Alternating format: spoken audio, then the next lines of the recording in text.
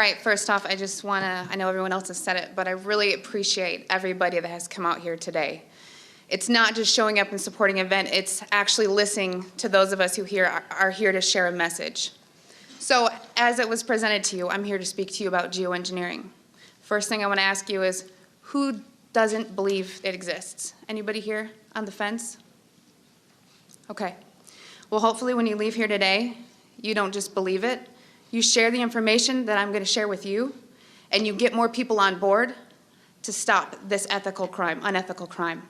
I want to show you a video clip because the first thing people ask me about geoengineering is, who are these people? Who are the people that are, kind of pushing the button to get this thing going? One of them, his name is David Keith. And David Keith has been low in the radar for a while. But he has written a book about climate engineering that has basically done more for the truth movement of this than anything. Because he is the frontline person that is the #1 advocate for geoengineering. And I want to show you a clip. It's about 6 minutes, so just bear with me. You ever look at those planes up there? They have contrails on them. Maybe all those planes are the contrails. Maybe they're actually spraying chemicals into the atmosphere right now, and Uncle Sam isn't telling us. Seems extremely unlikely. That the United States is not telling something to its citizens? That seems extremely likely to me. Read the newspaper. And, of course, there are a lot of problems with what they're proposing. It turns out plants need sunlight. Yes.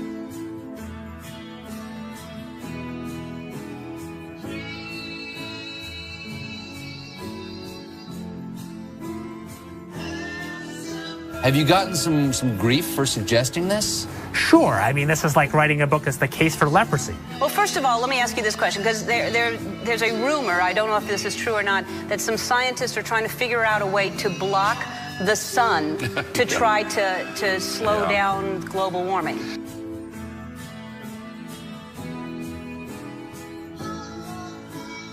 Could an individual start this? In practice, only a country. A big country. What about a man in like a hollowed out volcano with henchmen who occasionally shakes his fist at the sky and says, "They said I was a fool at Harvard. Who's the fool now?"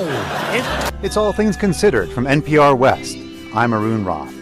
If scientists get the calculations wrong, it could be catastrophic for life on Earth. Or what if the technology got into the wrong hands? Couldn't someone shoot poison into the atmosphere? So people are terrified about talking about this because they're scared that it will prevent us cutting emissions. Right, and also that it's sulfuric acid. It is. You're bearing the lead. Is there any possible way this could come back to bite us in the ass? You put another kind of pollution, sulfur dioxide, up to orbit, cover the atmosphere. The sky won't be really blue in the way it is now anymore.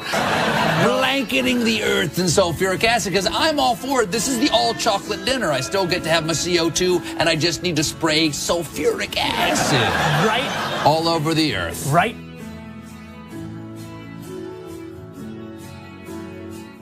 But we put 50 million tons of sulfuric acid in the air now as pollution, and it kills 1 million people a year worldwide. Okay, and that's good or bad? It's terrible. But it'll be better if we put more in. So if it kills 1 million people and we're only doing 1% more, we're just killing 10,000 more people. You can do math. So killing people is not the objective here. Killing people, not the objective. I just wanted to be clear. I just wanted to be clear. Because some very mainstream scientists are saying that the climate change situation is so bad that saving life as we know it might require something radical, like shooting chemicals into the stratosphere to reflect sunlight.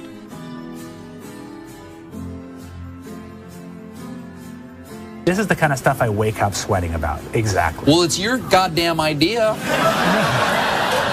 No, it actually turns out to be an old idea. This was known since President Johnson, and the scientific community mostly decided not to talk about it. What happens to the sulfuric acid after it's sprayed? Does it just stay up there? No, it rains down. Okay. But as I said, it rains down. Okay. It's a tiny addition. Okay. And you'd put, say, 20,000 tons of sulfuric acid into the stratosphere every year, and each year you have to put a little more, and this doesn't, in the long run, mean that you can forget about cutting emissions. We will need to rein in No, emissions. we'll get to it eventually, yeah. But it But in does. the meantime, we're shrouding the earth in sulfuric acid. So it is that you could actually spray sulfuric acid in the stratosphere 20 kilometers over our head and use that to stop the planet warming up in a kind of ugly tech fix. You could spray something into the atmosphere to change. Okay, Spray pollution into the atmosphere to stop it warming. So in the end, pollution saved them all. We owe pollution. We owe acid rain an apology, is what you're saying. It would be a totally imperfect technical fix. Okay. It would have risks. It wouldn't get us out of the long-run need to stop polluting, but it might actually save people and be useful. The sky won't be really blue in the way it is now anymore. The chemtrails are being used in conjunction with HAARP. By spraying metal oxides into the air above enemy skies, then directing ELF waves from HAARP to heat those metal oxides, the temperature of the sky is raised to more than 100 degrees Fahrenheit, preventing the accumulation of water vapor that would otherwise form clouds and produce rainfall. I wanted you to see that video because I wanted you to have a face for somebody who's actually out there violating the ethics of their job to promote geoengineering. I'm going to talk about geoengineering, but I want to share a story with you. Every time I'm asked to speak, I public speak for a living. I'll go into that, but I don't get nervous to speak to you. What I get nervous about is not getting emotional telling you my story. Because in 2002, shortly after 9/11, like a lot of military veterans, I raised my right hand and I took an oath to the Constitution to hopefully do something meaningful with my life. 19 years old, unsure what I wanted to do. So I enlisted in the U.S. Air Force. My job in the U.S. Air Force was working in bioenvironmental engineering. So what bioenvironmental engineering is in the Air Force is equivalent to that of the OSHA and the EPA, if you're familiar with that. So we were an embedded liaison to make sure that we were tracking all of the aspects and impacts of the military, meaning what is the military doing and how is it impacting the environment, because we were accountable for that. Being government, we did not get any special treatment. We just couldn't be fined being another federal agency. EPA can, but not OSHA. So from the health side, it was knowing what you do in the Air Force. What does your job entail that is hazardous to your health? And I'm going to give you an example. Let's say that you were an aircraft painter. You were a mechanic. My job would go out to make sure I knew everything that you did, what you were exposed to, and how to mitigate and engineer out those hazards. Because we needed to, one, it's your legal right to be working in a safe and healthful work environment. So throughout 9 years, I worked as an industrial hygienist and an environmental specialist. There's two bases I was at that are called air logistics centers. What does that mean? It's not like a fighter wing, it's not really fun and amazing. What they did is they took aircraft that around every 10 to 15 years, they were required to be dismantled down to the last screw. So that meant every single industrial process you can think about, checking the metal integrity, making sure everything's good to go, or sometimes overhauling equipment. Part of my job in tracking the health hazards was to look at any time someone wanted to buy a chemical, any type of chemical. It was ordered through a system, and in that system, I had to go in there and say, the country we're in, we're not allowed to use this. We need to substitute it out with something a little less hazardous, while also maintaining the integrity for a technical order, meaning for that process, it says you must use, xylene or toluene to do this process. Well, I have to kind of fast forward. I want to say around 2006, I started kind of opening my eyes to how the military wasn't really what I thought it was. And people approached me knowing what I did for a living and said, have you ever heard of chemtrails? Well, I hadn't. And that sparked my interest. So I went online and I looked at chemtrails. I saw a lot of, debunking, a lot of sites that were just kind of calling it a conspiracy theory. And I thought, well, geez, this is what I do for a living. Preventive health, making sure that people are not getting sick, especially in the workplace, and by things that we're doing that can affect, human health and the environment. To summarize it, in an attempt to debunk this conspiracy theory as I thought it was, I didn't debunk it. It literally changed my life. Like I said, this is hard for me because it's not easy standing here and telling my story. One day I was going through that computer system, which if you want to look it up, it's called an Air Force Form 3952. It is the approval of hazardous materials. I was finding tons and tons of large quantities of aluminum, barium, strontium in the forms of oxides and sulfates. And of course I knew that there's industrial processes you may not have heard of, but it's bead blasting, pneumatic sanding, shot peening. There is certain medias that's similar to that is used. However, I had already accounted for that. I would sit and look at this computer system and say, this shop wants to order this paint. I'm gonna tie it to a task. We had to know what was being used, why it was being used, tracking it cradle to grave on how we were gonna dispose of it to be compliant with OSHA and the EPA. One of the legal requirements in approving these is looking at what used to be called the material safety data sheet. On that sheet, it's going to list the manufacturer.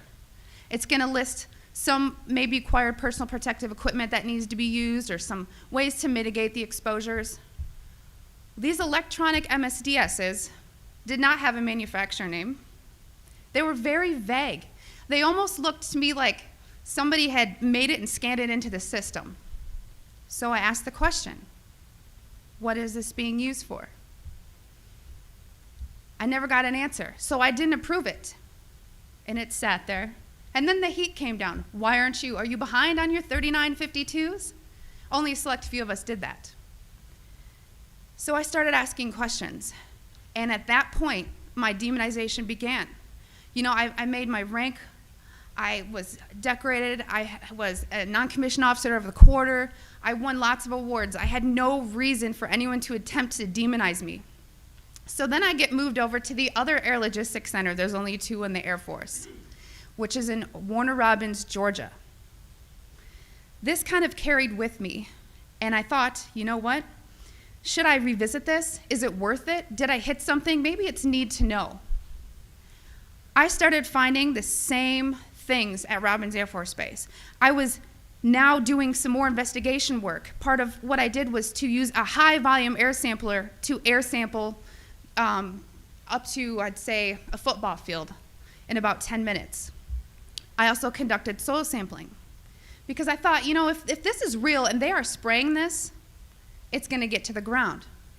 So I conducted air sampling, I conducted soil sampling, and I was getting high levels of these contaminants. When I started asking the question again under a new commander, I never in my life thought I would have somebody look me in the face and tell me, I am questioning you. Is there something wrong with you? You've been looking really depressed lately. You know I can put you under mental evaluation for up to 120 days. Who would take care of your daughter? Because I was divorced at the time. As soon as I heard that, I knew. It validated everything I ever thought. And I thought, I've spent 9 years of my life trying to protect human health, and here we are violating law after law after law.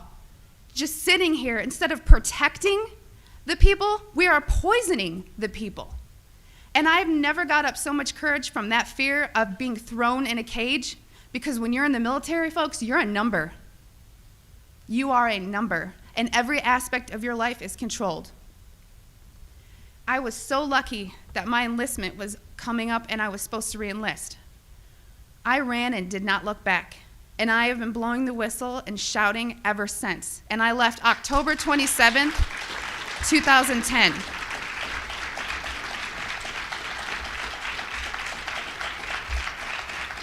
Thank you. It didn't just end there, though. You got to remember, there's a whole career field of people that work in bioenvironmental engineering.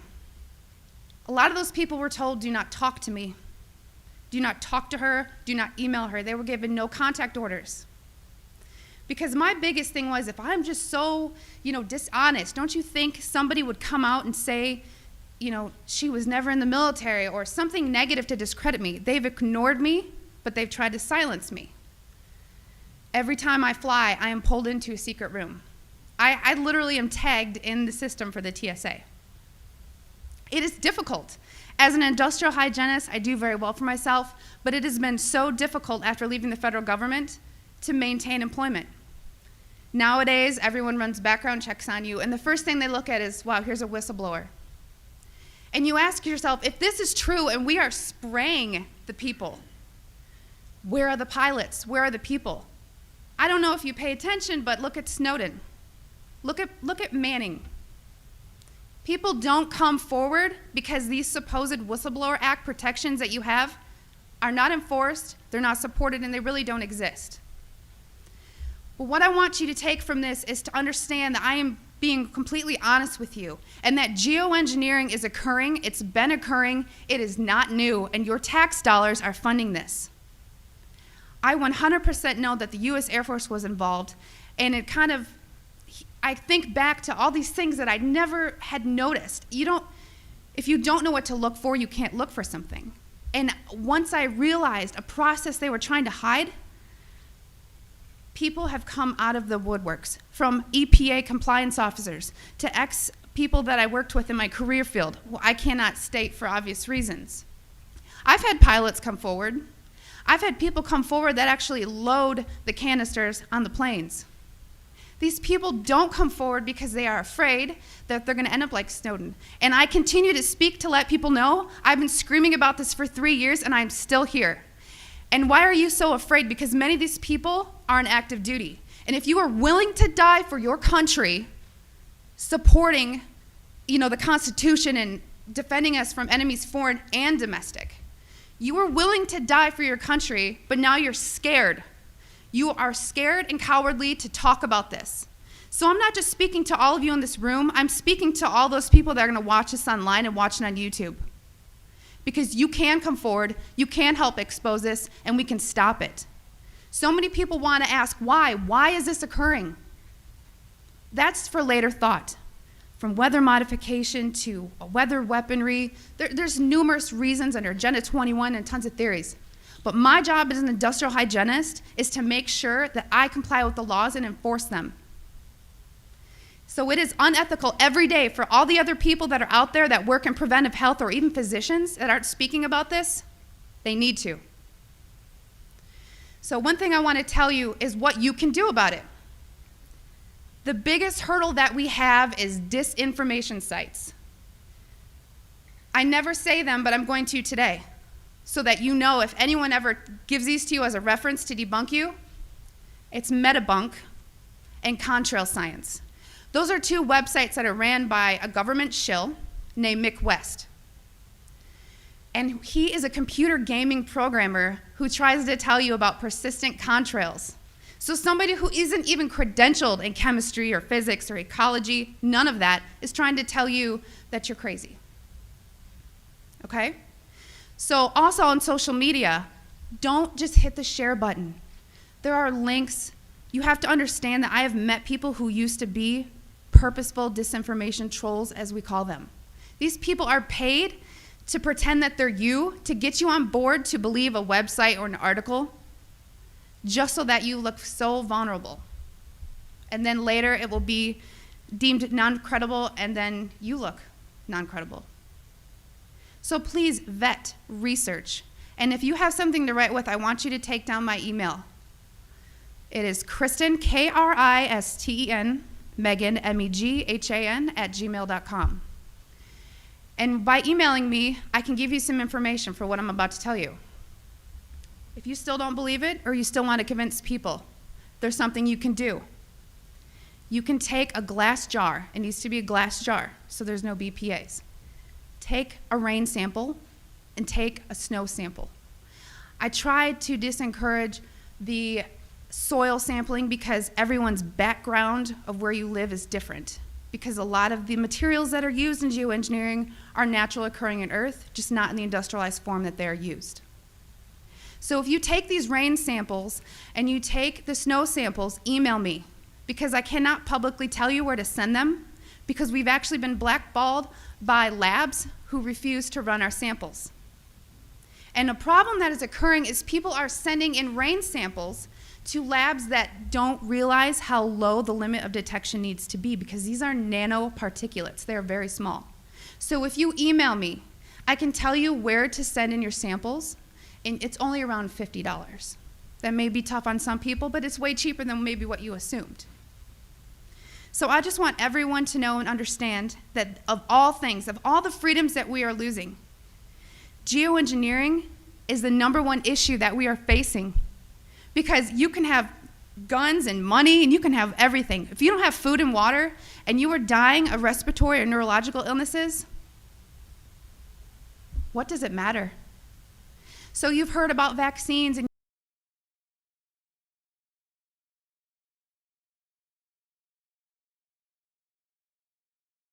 you'll hear, about smart meters, and you'll hear about other issues like fracking. These are all systemic effects. We are getting overexposed to toxins. People will tell you fluoride's in the water, but it's not a lot. It is a lot because you're getting it everywhere in your food, water that you drink. Everything is washed with that water. And you're getting your vaccines. All this, it's a coupled systemic effect, and our bodies cannot metabolize these toxins. So I just want to thank you for taking the time to listen to my story, and I will continue to shout from the rooftops. I don't care how many jobs I lose. I don't care how many friends or family I lose, because I took an oath. And in 9 years, I was not able to honor that oath, but I am today.